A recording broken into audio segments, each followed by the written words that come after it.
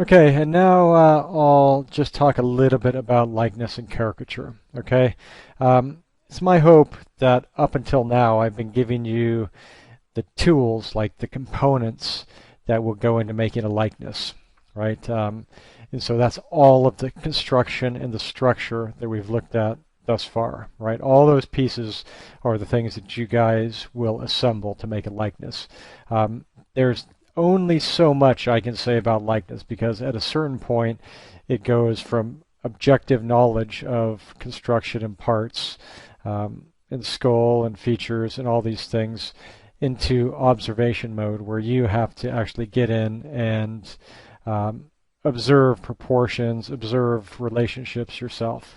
And that ends up being a hard thing, right? That's an application thing that I can't control and I can't really guide you through, right? You have to kind of develop this visual acuity and this mental library of how all these things that we've looked at are shaped in real life in 3 dimensions, so that you can apply them yourself, right? But I will give you kind of a few pointers on how I approach likeness, and then we'll talk about kind of pushing likeness off the end of the spectrum and exaggerating, and that gets into caricature, right? But the two are very related, so we'll kind of talk about them in the same lecture.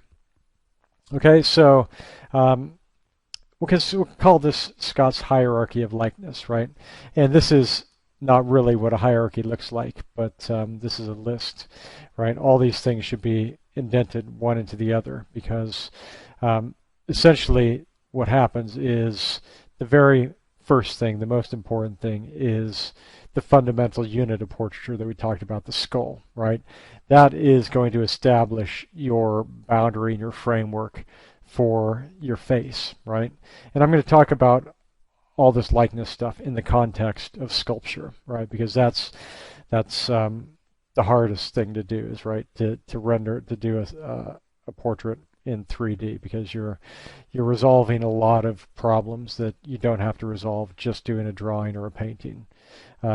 Granted, drawing and painting involve halftone and they involve color and that present challenges in its own right. But as far as structure goes, we'll talk about this in the context of sculpture, and it all relates back to construction, of course. But when you're establishing your likeness, right, the first thing that you're assessing is the big shapes, right? You're assessing the skull, right? Even if you're doing it kind of artistically and you're not in there measuring points, but you're still looking at the large establishing points. You're looking at the widths of the mandible, right? How the mandible pulls forward to kind of the mental eminence. You're looking at how wide the zygomatic arches are relative to the bottom of the mandible. You're looking at kind of the prominence of the zygomatic arch out here, superior orbital rim. All these things that we've looked at on single skulls, they vary, right? Everything varies and is fuzzy within kind of genetics, right? So human skulls will vary left and right on the bell curve, right? In all these different aspects, right? Orbital height, right? If this is average, right, on this side it's really tall from here to here, and this side is really short. Actually, maybe Clint Eastwood's is a little bit shorter than average, right? These are things that it requires visual acuity to identify and kind of recognize and categorize and represent yourself. But relating back to what we've studied on the skull, we want to use all of the landmarks that we know to help us establish these big proportions, right?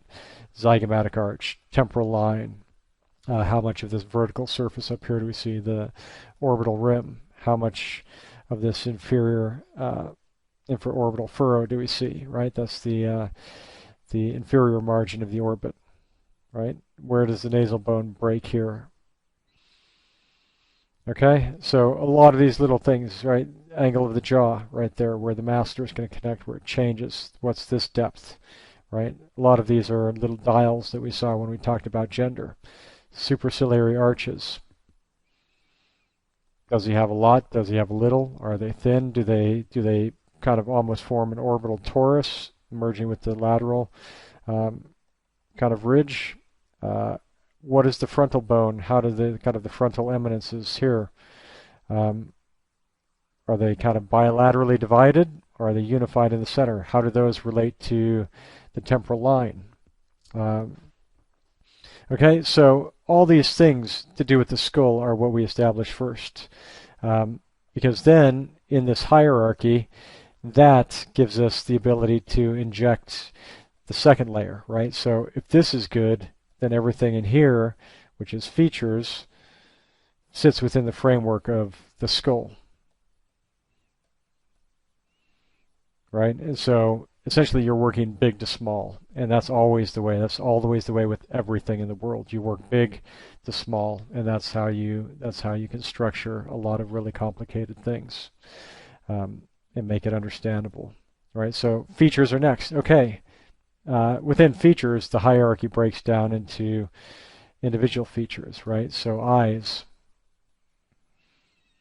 Within eyes, we have quite a few things, right? How much of the upper lid fold descends over the upper eyelid, right? That's kind of the first thing that relates us back to the orbit on this bit. How does the medial and lateral canthal tendons insert? What is the resulting angle, right? The canthal tilt, right? Is it extreme, like cat eyes, or is it neutral? And that's something you establish. How much of the lower lid is showing? How much of the upper lid is showing? How deep is this transition between kind of the obliqua semilunaris in here and into the conjunctiva? How much of that is the width of the eye, right? All the things that we looked at with the eyes are relevant. How much by default, on average, in a relaxed position, how much of the upper iris and lower iris are showing. Okay, so that's kind of construction of the features of the eyes. Then nose, it's all the things we talked about with nose, right? Cartilages, right? How do the cartilage interplay, right? Do you see bilateral division here, right? Do you see some of this flat plane? How much interlocking do you see between the greater alar cartilage and the septal cartilage coming down? How tall is the wing of the the nostril? How deep does the columella go? All these variables that we've looked at, that they're just there, and that's what you use to assess this block, right? And that fits within the skull framework. Lips, another feature, right? How much vermilion? How everted are they? How much does this roll back? In this case, not very much. So this is to do with the front view, but in profile, what is the angle of the philtrum, right, between the columella and the vermilion border? Is it like a ski slope, and then you have a thick kind of everted upper lip, kind of cupid's bow? Not in this case. In this case, this thickness, we know this thickness, this kind of eversion corresponds to the upper lip thickness, right? And so in this case of Clint Eastwood, right, this in profile is probably going to be more like this, right? If the teeth are in here, and then his lower lip is also equally kind of neutral, right, as opposed to full like this, right? Okay, how wide is it? If it does have everted vermilion border, how much of that before it rolls under and joins the modiolus on the outside, right? This is a big thing, right? Do you have lips that go just turn up for vermilion for a little bit, and then actually that rolls under and you have a long segment without any exposed vermilion? You see that in a lot of people. And we'll see it a little bit later, actually, when we look at caricature. Okay, so essentially, these things slot into the framework of the skull. Almost in parallel to features is fat, right? Features and fat, they exist side by side, right? They both fill in different pockets of the skull. But we already know how to categorize all our fats, right? And hopefully what when I say I'm giving you the tools to do a likeness, I can't measure it for you, but I can give you all the things that you will, all the pieces of the puzzle that you will slot in. Right, so measuring how much orbital fat, inferior orbital fat, how much of this nasal branch do you have superiorly? Does it bulge over the medial canthal tendon or not? That's a question, something to look for. How much malar fat is in here? How much of the zygomatic arch is showing? Right, has it descended that far, or is the person young and it sweeps over the zygomatic bone in nice and smooth transitions? Suh fat, do we have a little bit of a hardened rim because the suh fat is descended or deflated? Do we have a little bundle of it out here? Probably in Clint Eastwood at this age, we probably have a little bit of the superior jowl fat. You have to look and see. Okay, and so et cetera on fat. And finally, superficial. For me, superficial are wrinkles, right?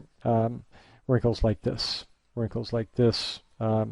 Probably a mole is superficial. Hair, superficial. Some of these veins, a little bit superficial. Again, all the things that I'm saying are kind of, superficial. They're skin deep, right? They're not related to the intrinsic structure of the face.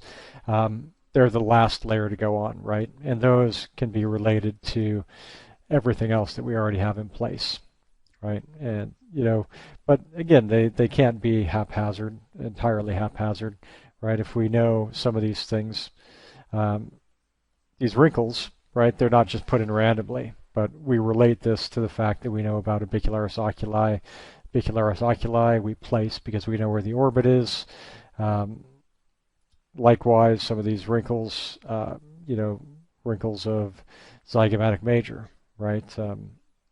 And the different action units that we studied, all of these are here for a purpose, and they relate to the underlying structure. Okay, so this hierarchy just kind of cascades off of our initial construction, and everything kind of is subordinate to getting our structure correct first, okay? Now, practically speaking, implementing a portrait profile is absolutely the king, right? And this goes for every experience that I've had sculpting, study in Florence, studying with some of the Madame Tussauds guys. Everything you do starts with the profile, right? To the point where doing realistic clay sculptures, right? First thing you do is you get a wedge of clay and you roll it out flat and you sit there and you carve out a little wedge of clay, a profile of somebody, right? Literally, you are drawing a profile in clay, right? And this has no thickness, or just the thickness of the clay. And then you might do something 90 degrees to that and do a front view for the outline of the head this way, right? Essentially, you're doing a front and a side view, and you're making them line up correctly. But this front view is less important. The profile is magic because it's entirely invariant to things like lighting, because it's just a pure silhouette. It's invariant to things like the focal length of a camera lens, which we'll look at a little bit more. And so you can establish it, and if you trust your drawing skills, then it should be perfect, and you shouldn't touch it, right? Everything should be built off and be referenced to that as kind of a ground truth. And when you're able to have a ground truth that you trust, then you can proceed with confidence into other parts, knowing that at least you can fall back on the profile as establishing the starting point, right? Otherwise, what ends up happening is there's a lot of tail chasing. Okay. Now I talked with some Madame Tussauds sculptors a while ago at their studio in London, and I was, I had taken a short course with one of their kind of retired sculptors quite a few years ago, just talking about working in clay. But they kind of talked me through the process that they use there, and it's a lot of photography, it's a lot of measurements. But the very first thing that they do when they are working on a new likeness, a new waxwork, is they take a perfect profile view, perfect profile photograph. They print it out at 102%, right? Because the wax ends up shrinking 2%, so they build everything at 102%. They mount it on a piece of board, and they put that board on the shoulders of their waxwork, and they build the entire clay head around that. So that sits in the middle, and that is how true they stay to that. Like there's no interpretation in the profile, right? So that's it. That's what they build off of, and that's kind of what's I used in this little demonstration sculpt that I did at Ubisoft a while back. Right, just cut out a head and in ZBrush, right, I just use that in the same way that the Madame Tussauds guys does, the ground truth, and build everything off that. This time lapse of the Alfred Hitchcock sculpt is on my website under a post if you're interested. Okay, so that's kind of a first step for kind of practically implementing this stuff. The second thing that everybody who works to get a likeness does, either visually or kind of analytically, is they measure, right? And if you talk again to really professional sculptors who work in a likeness, and they have somebody sitting for them, you get calipers out and you measure, right? Because that is the way that you just hone in on all these important proportions of the skull, right? And again, it relates back to the skull, a lot of these measurements. Okay, now I'm going to run through some critical ones here, and this is kind of a comprehensive set that was given to me by an old sculptor, and I don't use all of these, but I'll give it to you anyways, and prepare a copy because I have this only written in a sketchbook. This is not typed up digitally anywhere, and I'm not going to type it up. I'm going to go through it right here for you. Okay, so now some of these are more important and some are less, but I'll just kind of number them. There's a measurement here from chin to hairline. All right, so with the calipers, bottommost point of the chin to the hairline. So that's number one. Okay, another measurement, antitragus to antitragus, right? So antitragus is the opposite of this little ear notch, essentially is this notch here, right? So if you can measure this distance between it, that'll give you kind of the width where all that joins the face, kind of essentially the width of the face. Okay, a lot of these measurements are to do with the antitragus as kind of a triangulating point. So antitragus to the top of the head along the center line. All right, so if you were thinking about the actual skull coming through here, it's this measurement. Triangulated. Right, so it's obviously you have to do this with calipers because you're going through the skull.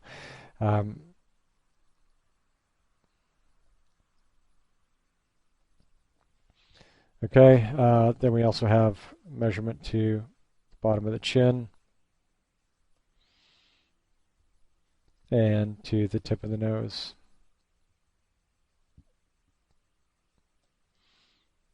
So I'll just draw it here again as well. See if I can make sense of this. 3, 5, 4. Okay, and there's another one which is to the base of the nose. So base and tip essentially gives you kind of the height of the nose, projecting from here to here. Let me see, where are we at? Okay, as I'm walking through my my crazy little sketchbook here in a in a faded scroll. So let me find number 7 is base to the tip. So we're actually going to measure this measurement of the nose, and then we're going to measure. I'll just change color so this all gets a little bit base of the nose to the bottom of the chin. So this is 8.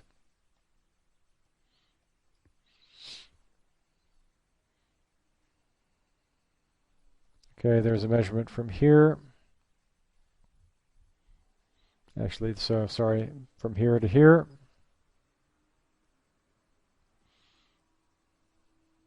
So that's kind of the root of the nose to the back of the head, measurement number 9. Okay, from here we're kind of getting into features, eyes to each other, the total width of the eyes. For number 10, zygomatic arch to zygomatic arch. So this is kind of the widest point of the face up here.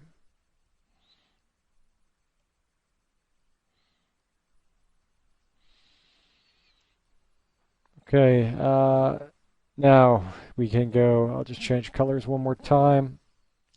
Inner canthus to inner canthus, right? We're starting to get to things that we recognize. 12, right? And in fact, you can use this to get the eye widths, assuming the eyes are the same width, 10 and 12, right? Okay, then we have a measurement here, width of the mouth.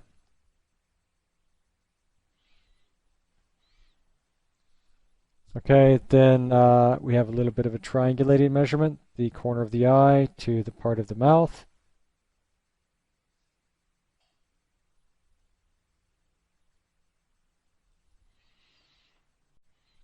I think that's number 14. Okay, and then we have a measurement here, which I will do on this side, which is 15, part of the lips to the base of the nose. You can measure the actual height of the ear. Number 16. And we're getting close to actually being finished with these. So for everybody who's finding this a little bit tedious, bear with me. Covering it for completeness, right? There'll be those of you out there who think, wow, this is amazing. I want some of that. So that's why we're doing it. 17, width of the nostrils, right? Okay, number 18 is from the similar place, our chin measurement point, to the apex of the skull. Number 18. Number 19 is actually a neck measurement, kind of from the angle of the neck, just to get this width, front to back in the middle, right? So that's cutting through. And then we have another measurement that we can do from the antitragus to the center of the hyoid bone. Same place we measured from 19.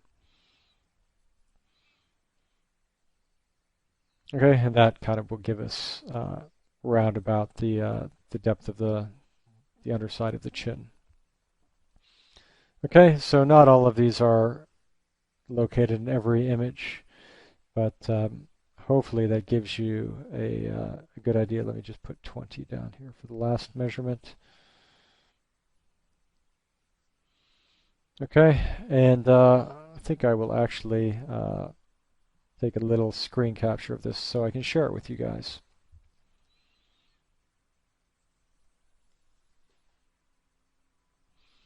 Or, as I'm sure you're doing at home, you've screen captured it just as I've done it. All right.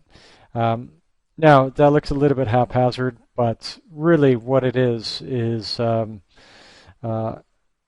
they're sanity checks, right? And if you are building kind of uh, anything, and ideally we all want to be able to do these things from eye or by eye, but sometimes you don't trust your vision, or your vision is actually telling you that you've done it wrong, and that's when measurements or profile, pure profile, can save you and actually give you take a few steps back to advance further, right? And that's what these are for, right? You really want to know these relationships. Okay. Now, another other things about portraiture, right? Um, in my little thing about hierarchy, right back here, um, most important is skull, da da da da da da, and eventually you have rendering of fine details. But in the instance, and the most important thing is the skull, and then a few hierarchies removed, you're down to a tiny feature. In the event that one of these tiny features is a statistical outlier, meaning that it's so absurdly unusual, this ends up being elevated in importance to something almost as important as the skull, right? So, well, not the case, but if you were talking about Cindy Crawford's mole, right, that is critical to represent, right? So you always put that in. This is maybe not as important for Clint Eastwood, but that's the idea. Something strange, or if somebody has like a massive kind of furrow that's kind of extended down their brow like that, and it's all you can see when you look at him, that becomes the most important thing to place properly in Iggy Pop, right? Um, when you look at this, obviously structure is super important, but what is the essence of his face? The essence of his face is leanness through the cheeks, right? Everything else is almost subordinate to that, right? If you captured that, uh, then you've captured a lot of it. If this has to be kind of placed properly. Um, Likewise, what is the major characteristic of Ed Harris, just visually, right? And we place all this kind of logically, but he's got deep set eyes, right? You can feel how cavernous his orbits are. You can feel the big transition between masseter and the mouth, right, through the buccal region, which we've already seen, and essentially his chin, right, and his jawline. Those three things, if you represent those become the essence of the likeness. Um, she's not famous, but it's a portrait that I took, right, and she has wide set eyes, but even more remarkable than that, the characteristic of her is that one of her eyes is bigger than the other, right? And you can see that, in fact, it's consistent through all the photos that I took of her. Um, it's just bigger, right? It's just fundamentally about 15 or 20% bigger than this eye, right? And the result is a kind of profound asymmetry that becomes her likeness, right? Everything else is, the structure that we talk about, right? So she has really prominent zygomatic arches and a very narrow angle coming off.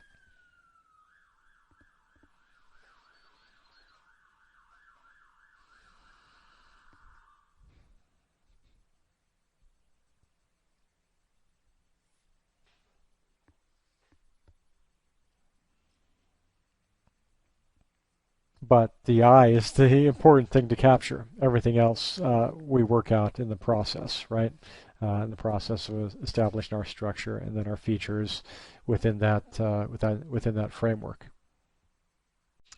Okay, now a couple other considerations, right, in portraiture and reference collecting, and things that are we can't escape in our modern world where we actually get pictures and we use pictures as reference. You need to know about lenses for cameras, right, and focal lengths for lenses, and how that reacts to what you're drawing or sculpting or painting, right? Because essentially in the spectrum, right, you have zoom lenses or lenses of different focal length. And if you have a really long focal length, for example, a super zoom lens, 350 millimeters, would be a super zoom lens. This guy who's taking the photo with the 350 millimeter lens, he's probably like down the street. He's at the other end of a city block, and he's shooting this. That's like telephoto lens. And the effect is that it totally eliminates perspective, right? It eliminates any vanishing lines. If this was a cube, right, instead of being a cube like this, it would be a cube like this. This would look undiminished, right? There would be no vanishing lines just because it's totally flattened. So the back of her head is optically the same as the front of her head, which is not the way we're used to seeing people. If she had a shaved head, you would see essentially her cranium sticking way out like this. And normally when we look at people, the back of the head diminishes optically because of perspective.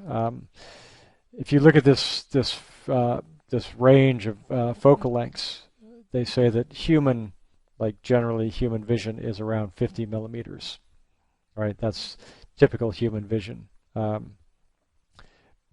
it's not a very good lens length, because if you're sticking a 50 millimeter lens up in somebody's face to take a picture, it's like walking up to somebody and looking at their nose from about 2 feet away, right? A better focal length for portraiture is generally around 135, 100, something in that range, like 70 to there, right? So these are all reasonably good. Anything over here, you flatten the back too much. And anything wider angle, you get essentially massive distortion on the front of the face. Noses become 2 times, 3 times the size they should actually be, and the back of the head diminishes into like an apple, right? The size of an apple. And if you actually went into a spherical lens at the bottom, this is 19 millimeter spherical lens is like 8 millimeters or something. Essentially her nose would be the entire frame and her back would be diminished to nothing, right, if you stuck it right in her face. So the reason I say this is because a lot of times when you're sculpting from reference, it's hard to reconcile what if you're doing something physically in front of you or even drawing from reference, you have to know what range this is, what this is, and if you don't have a real model, then you have to make sure that you're sculpting with kind of a translation between your reference and what human vision is to the thing that's sitting in front of you. Okay, so that's all I'm going to say about focal length. It can be really confounding if you're working digitally. Because you want to, you need to understand some of this stuff because you can essentially set the focal length onto your digital model. Okay, next thing is always beware of makeup, right? If you're just collecting reference, and often I'm asked to sculpt maybe a celebrity or something, and if you only have available to you press images or images from paparazzi, images from the web, then you are really compromised in what you're able to read from those images, because the whole point of makeup is to recontour the face, to give false shadows, false highlights, to make somebody's bony structure look more attractive than it actually is. And so if this is the best you can do for collecting your reference for an image, you have very little chance of actually understanding what's going on in this skull, right? You can't actually read how prominent these cheeks are because they've been falsely shadowed, right? So you might say, oh, actually, that's really kind of full, nice malar fat. But then you see a picture made up, and you're like, oh, actually, I totally misread that. It's neutral to concave, like somebody's, what's going on at the bottom of the orbits, right? There's a lot of things that are going to be missing. So be very careful with that. That's all I'll say. If you're taking your own reference of models, right, for sculpts, make sure they show up without makeup on, because you don't want any of that. Unless, if you're painting, all you painters out there, that's another thing, because you want to represent kind of the final surface, but equally understand that what you're observing may not relate to the structure that we've been studying for 6 weeks. Okay, and now I just wanted to say a little bit about caricature, just because caricature is actually a lot of fun, and I like things that are more expressive than realism. That's my general preference, both anatomically and figure sculpts and faces. Realism is important, but you want to be able to push it to kind of expressionism or whatever way you want to do it, considering and keeping the rules of construction in mind. Okay, so kind of the starting point for diverging from portraiture to caricature is to have an idea of what an average face is, right? Because the thing about caricature is you're essentially adding more of what isn't average in a face, and that's successful caricature. And this is kind of a really interesting reference from, just search average faces and it'll pull up on your image search. They've averaged a bunch of ethnicities, a bunch of faces, and just come up with the perfect average faces for these different kind of areas in the world, right? And these are the kind of things that would be very difficult to caricature because they sit exactly on the average, right? And so when you see somebody with a big nose, you caricature the big nose. When you see somebody with a prominent brow, you caricature that. Essentially, you derive the difference visually from what you are experienced at, and you amplify it. Okay? And so this is where you want to have a good base knowledge, and then you compare against what you have. Okay, so quick case study, just as a case in point. Everybody who does caricature seems to do Christopher Walken at some point for some reason. But you can just search him and you'll see caricatures abound. So first, let's look at his face, right? The first thing to do is see what you would actually caricature. So you have to understand the face in the same way you would understand him for portraiture. Okay, so you're looking at kind of the critical things about his face, and then you look at other images and see if it's still true, right? And so for me on this one, the first thing I noticed, there's some serious asymmetry in the eyes, right? This one is about 1 centimeter above this one, half a centimeter. Look how much upper lid is showing. It doesn't look like he has any expression on his face, right? So at neutral expression, there's a big variation in his eye line, right? Some of the construction that we know to look for in the eyes. Other things that are interesting, and we'll hypothesize about, the line of his brow seemed pretty flat side to side, right? And he's known for kind of his haunting appearance, and so that might have something to do with it. Likewise, he has this really sharp cupid's bow and then a nice vertical descent down, right? And we'll look at a few more images and see if we can correlate that with those. forehead looks quite tall and flat. We'll see other images and see if we can confirm that. Okay, horizontal brow, like I just mentioned. Yeah, definitely. Look at that. Not pulling an expression too much. I mean, a little bit of action unit 4, but not much more. So that's kind of a bony, this is a bony feature, right? Right. So that's one thing that you'd have in a Christopher Walken caricature. Another big horizontal jumps out at me right away when I'm looking at this face, and that's this, right? Normally in kind of these pillars of the mouth, depressor labii inferioris and the chin, you expect a contour like this, right? Everybody has a contour like this, but not Christopher Walken, right? His lips just kind of roll out of kind of a cylinder that goes horizontally, right? So it's not that, it's that. So there's two kind of big horizontals that we need to kind of look at, right? And then this is what I'm saying. He has quite a geometric Cupid's bow in the top. Then he finishes buccal fat,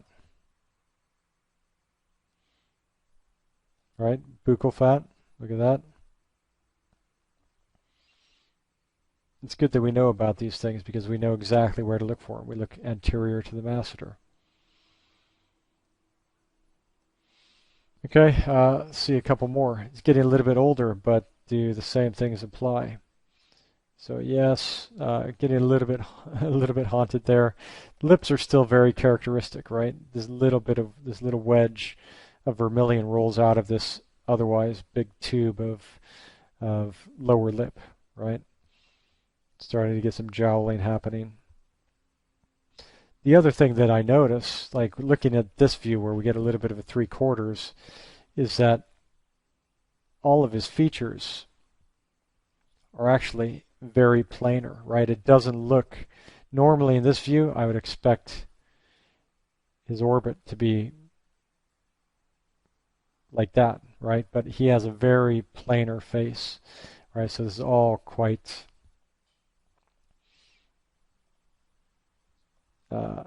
flat in the front plane, right? There's not a lot of angle to his zygomatic bones going back. Okay, so there's not much projection to the nose out of this plane either, right? If you look at all these related angles, all this sits reasonably flat still. Okay, so looking over those few images, we kind of have an idea of the parameters that make Christopher Walken's face, right? This is the stuff that we would use in a likeness, of course, but it's kind of stuff you would dial up if you were going to do a caricature.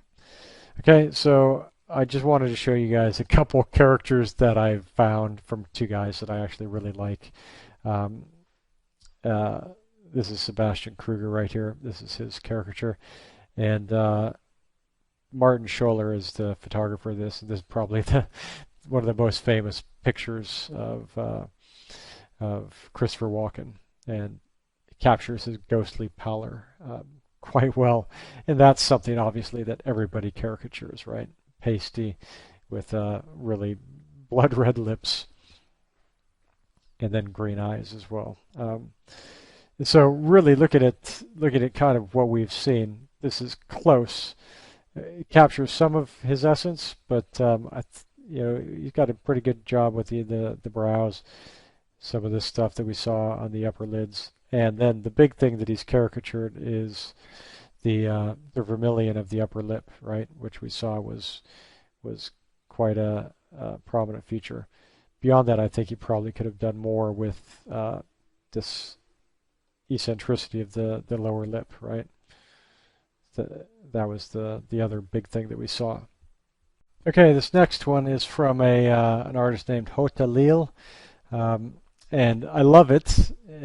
He's actually I've been following him for a long time since he just did little drawings, but he's progressed into an amazing kind of portrait painter or kind of caricature artist in the same vein as Sebastian Kruger, who I just showed.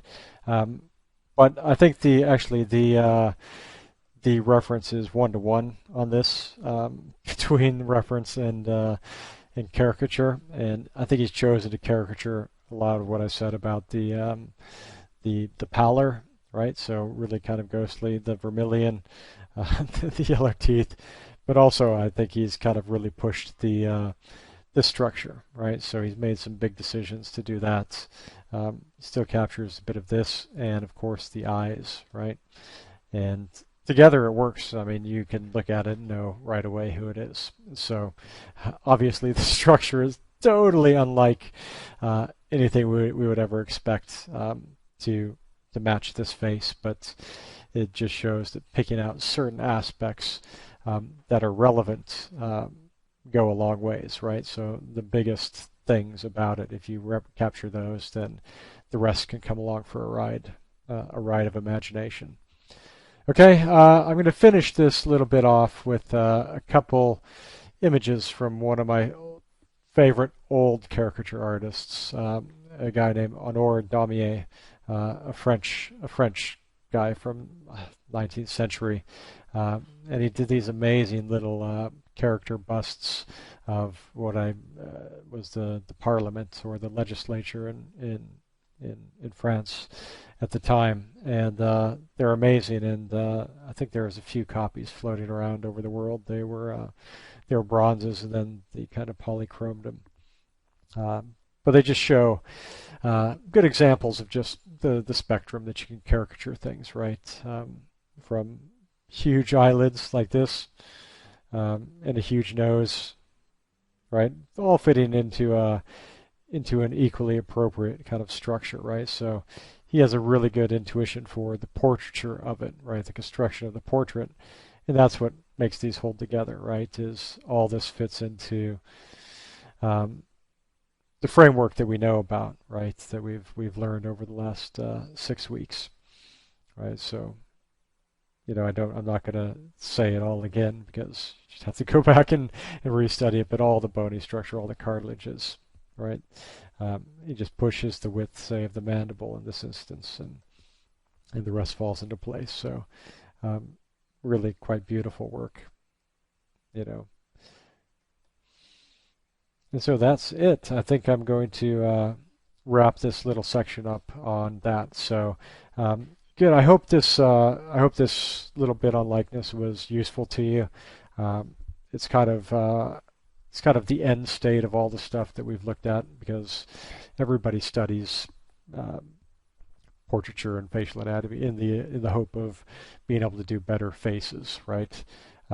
And like I said at the beginning, there's no magic pill I can give you to make you draw better or sculpt better. I hope that over the last 6 weeks I've given you the tools, the tools to have in your tool chest, and now you just have to know how to place them and kind of use them.